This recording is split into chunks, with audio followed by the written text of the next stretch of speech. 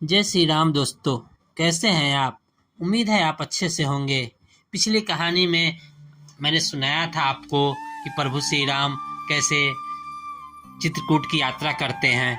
उसकी बाद की कहानी आज मैं लेके आया हूँ, कृपया ध्यान से सुनिएगा।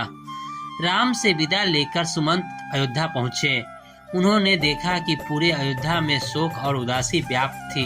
उन्हें आते देखकर अयोध्या वासियों ने दौड़कर रथ के चारों ओर से घेर लिया और प्रश्नों की बौछार करना आरंभ कर दिया। राम, लक्ष्मण, सीता कहाँ हैं? तुम उन्हें कहाँ छोड़कर आए हो? अपने साथ वापस क्यों नहीं लाए? चाहकर भी सुमंत उन्हें धैर्य नहीं बंधा पा रहे थे। उनका कंठ अवरुद्ध हो गया था। उनके नेत्रों से अश्रुधारा प्रवाहित होने लगी। प्रयास करके स्वयं को नियंत्रित किया और लड़खड़ाती वाणी में कहा। गंगा पार करने के बाद वे पैदल ही आगे चले गए और उन्होंने आदेश पूर्वक रथ को लौटा दिया। सुमंत के मर्मभेदी वचन को सुनकर नगरवासी बिलख बिलख कर विलाप करने लगे। देखते देखते सारा बाजार और सभी दुकानें बंद हो गई।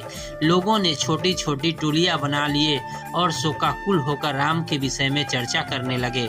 कोई कहता राम के बिना अयोध्या सूनी हो गई है, हमें भी यह नगर छोड़कर अन्यत्र चले जाना चाहिए। कोई कहता राम हमसे पिता की भांति स्नेह करते थे, उनके चले जाने से हम लोग अनाथ हो गए हैं। अन्य कोई कहता यह राष्ट्र अब उजड़ गया है, यहाँ रहने की अब कोई अर्थ नहीं है, चलो हम सब भी अब वन में चलते हैं। कोई महाराज दशरथ की निंदा करता तो कोई रानी कैकेयी को दुर्वचन कहता। सुमंत राजप्रसाद के उस श्वेत भवन में जा पहुंचे जहां महाराज दशरथ पुत्र वियोग में व्याकुल अर्धमूर्छित अवस्था में पड़े अपने अंतिम सांसें गिन रहे थे।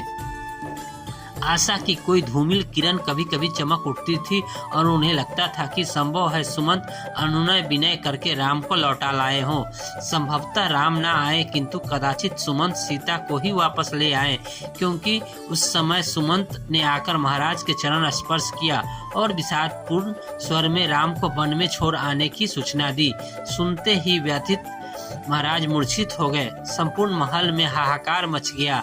महाराज को झकझोरते हुए कौशल्या ने कहा, हे आर्यपुत्र, आप चुप कैसे हो गए? बात क्यों नहीं करते? अब तो कैकेयी से की हुई आपकी प्रतिज्ञा पूरी हो चुकी है, फिर भी आप दुखी क्यों हैं? महाराज की मूर्छा भंग होने पर वे राम, सीता और लक्ष्मण को स्मरण करके विलाप करने लगे।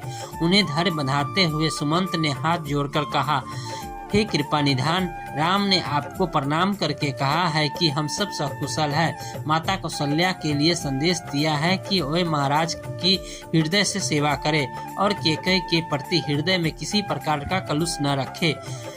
भरत को भी उन्हें पिता की आज्ञा का पालन करने का आदेश दिया है। महाराज दशरथ ने गहरी सांस छोड़ते हुए कहा, सुमंत, होने को कौन टाल सकता है? इस आयु में मेरे प्रिय पुत्र हमसे अलग हो गए हैं। इस संसार में इससे बढ़कर और भला क्या होगा? कौशल्या कहने लगी, राम, लक्ष्मण और विशेषतः सीता जो सदा सुखपूर्ण महलों में रही है, कैसे वन के कष्टों को सहन कर पाएंगे? राजन, आपने ही उन्हें वनवास दिया है। आप जैसा निर्दयी और कोई नहीं होगा। यह सब आपने केवल कैकेयी और भरत के सुख के लिए किया है। कौशल्या के इन कठोर वचनों को सुनकर महाराज का हृदय विदीर्ण हो गया। नेत्रों में अश्रु भरकर वे बोले, कौशल्य, तुम तो मुझे इस तरह मत धिक्कारो, मैं तुम्हारे हाथ जोड़ता हूँ।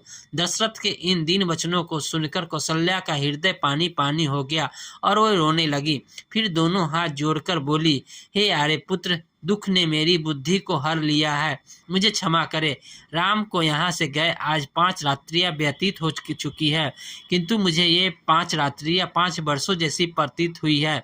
इसलिए मैं अपना विवेक खो बैठी हूँ और ऐसा अनगल प्रलाप करने लगी। कौशल्या का वचन सुनकर राजा दशरथ ने कहा, कौशल्य, जो कुछ भी हुआ वो सब मेरे कारण ही हुआ है, कर्मों का फल है। सुनो, मैं तुम्हें बताता हूँ। इसके आगे की कहानी मैं आपको कल सुनाऊंगा। आगे की कहानी महाराज दशरथ श्रवण कुमार के बारे में बताते हैं। तो आज तक के लिए विदा लेता हूँ। नमस्कार, जय श्री राम, धन्यवाद।